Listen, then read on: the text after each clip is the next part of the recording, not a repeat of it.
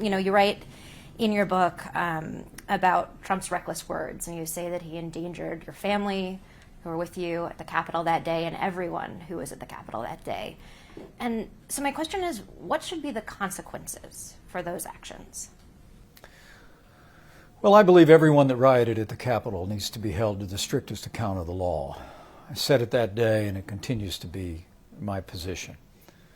I'll never forget the simmering indignation that I felt that day, seeing those sights on the cell phones as we gathered in the loading dock below the Senate chamber.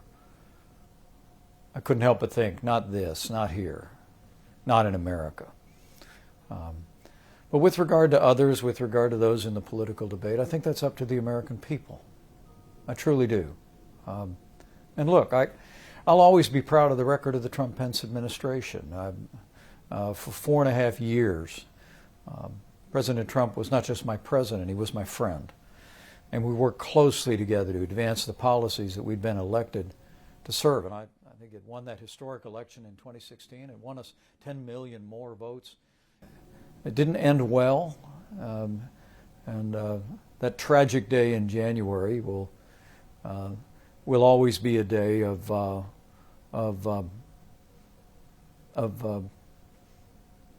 great sadness for me. Sadness about what had happened to our relationship, the bad advice the president was accepting from a group of lawyers that, as I write in my book, should never have been allowed on the White House grounds, let alone in the Oval Office. And I do believe that when I saw that tweet come across that criticized me directly at a time that a riot was raging in the Capitol hallways, that the president's words were reckless, and they endangered my family and everyone at the Capitol building. But quite frankly, Jill, I didn't have time for it. And the president had decided to be a part of the problem. I was determined to be a part of the solution. Why, after January 6th, after his supporters literally stormed the Capitol trying to kill you, after he never bothered to call and ask how you were doing, if your family was safe, if your wife was safe, if your children, your daughter was safe, why would you be okay parting on good terms? You know, I've often told people I'm a Christian, a conservative, and a Republican in that order. As a Christian, forgiveness is not optional. In the days after January 6th, the morning after, the president issued a statement saying the right things, condemning the rioter, committing to a peaceful transfer of power. He would address the nation in the days ahead and put our administration on the proper public track. But I'll be honest with you, Jill, I was angry. The Bible says, be quick to listen, slow to speak, and slow to become angry. And I prayed to do that. I made it clear to him that I believed that I did my duty that day. And I sensed genuine remorse on his part. The President and I had forged not only a good working relationship, but a friendship over 4.5 years. We worked together literally every day. But he was different in that time. I encouraged him to take the matter to prayer. The President told me many times that he was a believer. I told him he ought to take this time to pray. And I walked down to the Oval Office. I walked back to that dining room. And then I said, I'm also never going to stop praying for you. And he looked up at me from seated at that table, smiled faintly and said, that's right. Don't ever change.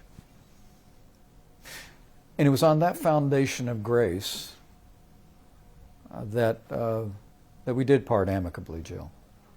I continue to pray for the president. I continue to work through the feelings about that day, but we parted the White House amicably, finished the people's business. And in the weeks that followed, from time to time, he would call me and to speak and check in. But when he returned to criticizing me and others who had upheld the Constitution that day, I just decided it'd be best to go our separate ways, and we have. You're obviously a very religious man. How do you square that? And how did you stand by Trump for 4.5 years when you, as a running mate, he went after Ted Cruz's wife's looks. He repeatedly went after John McCain, said he wasn't a hero. I joined the ticket to support Donald Trump in the candidacy that he was nominated to run. And I, as his vice president, I believed it was my role to be loyal to the president. He was not only my president, he was my friend.